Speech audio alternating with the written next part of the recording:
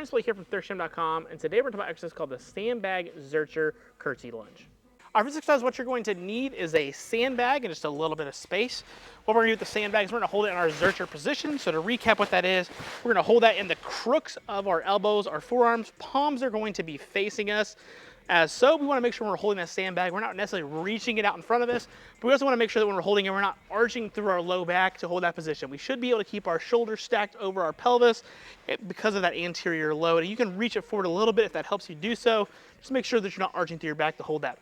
From this position, we're just going to perform our normal curtsy lunge. So start with my feet together. I'm going to take my left leg, sweep it back across. Knee's going to touch the ground. My other knee that's up is going to be basically towards the midline of my body, and I'm going to come back into that position. So I'm just going to reach that leg back as far as I can, loading my glutes up pretty heavily, and still making sure that my front foot is staying completely flat. And then I would go to the other side, reach as far as I can, and then come back. Trying to still make sure that my torso stays forward. So the only thing reaching back really is my trail leg, or my leg that I'm stepping away with, and the leg that's getting work is the one that's staying planted.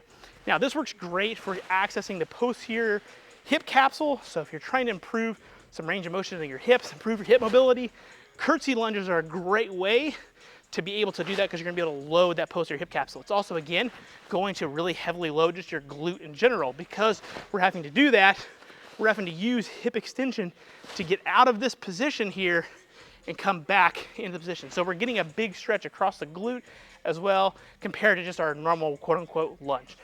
Now the Zercher position just lets us stay more upright and lets us open up some backside mechanics so that we can actually reach back a little bit better. So this is just a loading option to be able to make your curtsy lunges a little bit easier in terms of improving your range of motion and making them feel more comfortable.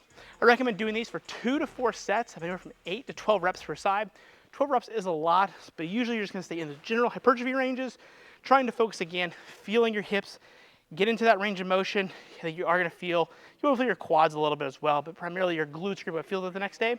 You can just do that as far as you possibly can, as long as your foot stays flat, and then you should be good to go. Got any questions? Let me know in the comment section below.